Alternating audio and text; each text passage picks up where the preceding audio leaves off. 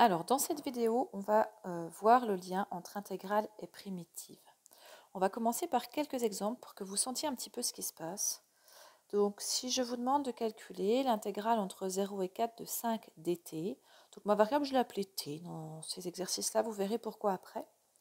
Alors, l'intégrale entre 0 et 5, entre 0 et 4, pardon, de la fonction constante égale à 5, c'est l'aire d'un rectangle. Je le dessine, donc on a la fonction constante égale à 5, que j'ai appelé petit f, et je vais me placer donc entre 0 et 4, et je vais calculer l'aire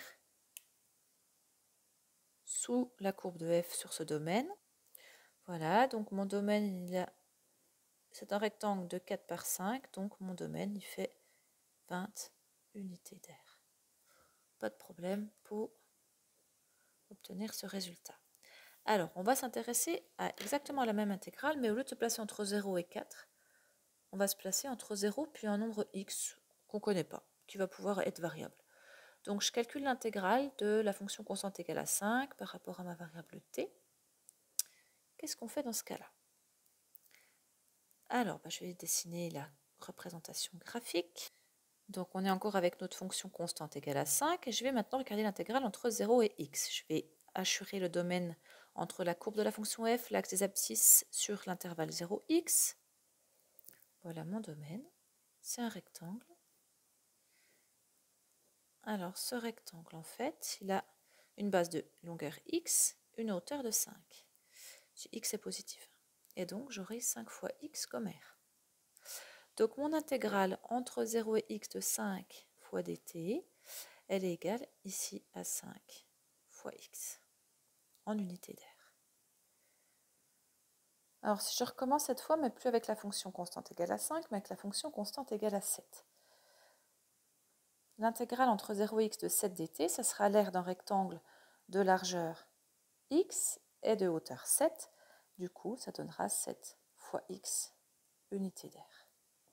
Je pourrais recommencer avec n'importe quelle constante. L'intégrale de ma constante, ça sera la constante fois x. Ok. Alors maintenant, au lieu de prendre une fonction constante, je vais prendre la fonction f de x égale x, ou f de t égale t. On va regarder ce qui se passe. Alors, par exemple, si je veux calculer l'intégrale entre 0 et 3 de ma fonction f dt, on va la dessiner. Donc la droite qui représente ma fonction f, c'est la droite d'équation y égale x, donc c'est ma fonction f de t égale t, et je calcule l'intégrale entre 0 et 3. Donc mon domaine, c'est donc le triangle qui est sous la droite. Ici, entre 0 et 3, je vais lui assurer. Voilà mon domaine D.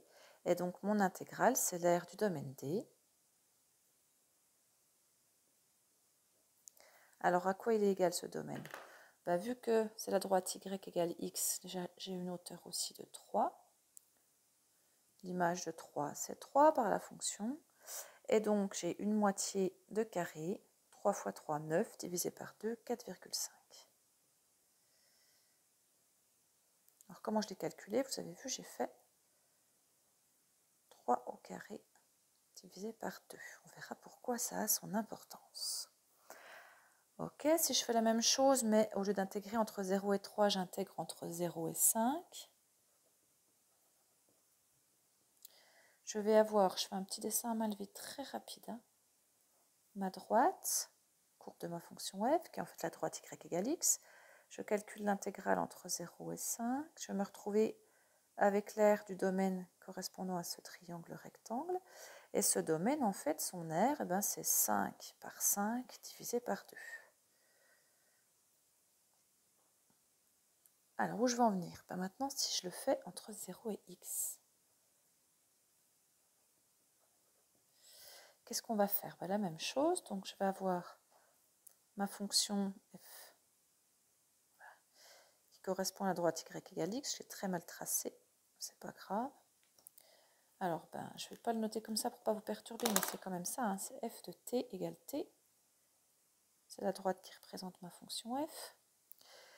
J'intègre entre 0 et x, donc en fait je calcule l'aire du domaine sous ma droite entre 0 et x. J'ai x en abscisse, ma hauteur, c'est x aussi, puisque c'est f de t égale t, donc tous les points de ma droite ont une abscisse et une ordonnée égale. Et donc mon r, c'est x fois x sur 2. Autrement dit, x au carré sur 2. Je reviens ici, l'intégrale entre 0 et x de t dt, c'est donc x au carré sur 2. Alors, qu'est-ce qu'on observe dans chacun des cas qu'on a étudiés, que ce soit pour les constantes? L'intégrale de 7, c'est 7 fois x. L'intégrale de 5, c'est 5 fois x. L'intégrale de t entre 0 et 3, c'est 3 au carré sur 2, etc. Et l'intégrale de entre 0 et x de t, ça nous donne x carré sur 2. Vous voyez qu'en fait, on retrouve, si j'écris grand F cette fonction, grand F de x, par rapport à mon petit f du départ, ici qui était x du coup, hein, f de t égale t, c'est pareil que f de x égale x, ben mon grand F, c'est une primitive de petit f.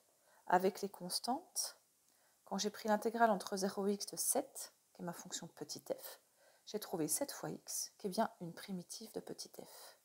Donc vous voyez que sur ces exemples, à chaque fois, notre fonction, l'intégrale entre 0 et x de t dt, ça me donne une fonction qui dépend de x.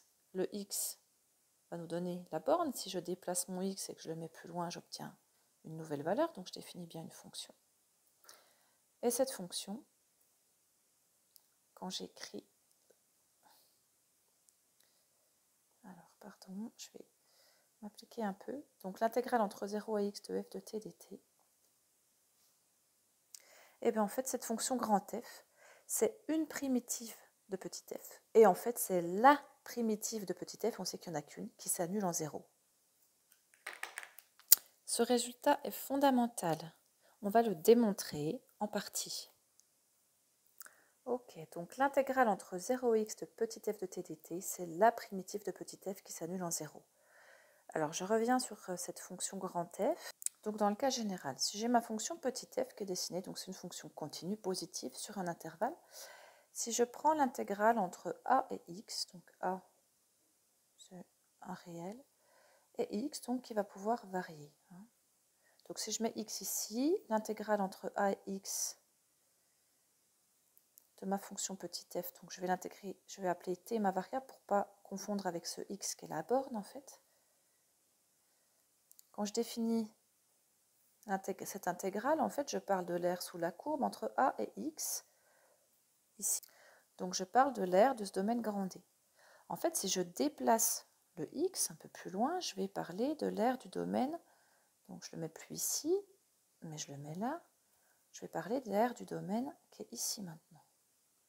Ce nouveau domaine a une nouvelle aire qui sera définie par l'intégrale entre a et cette nouvelle valeur de x de f de t dt. Donc à chaque valeur de x, si je le déplace, je vais définir un nouveau domaine et donc une nouvelle intégrale, une nouvelle aire.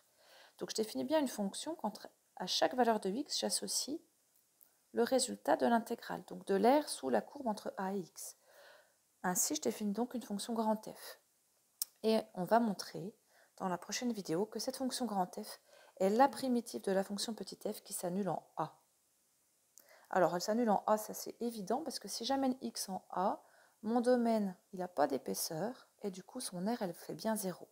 Donc ça, c'est relativement évident que f de a, ça fait 0, puisque mon aire, elle est égale à 0. Elle est nulle. Par contre, on va montrer que c'est bien une primitive de petit f. Voilà pour cette vidéo.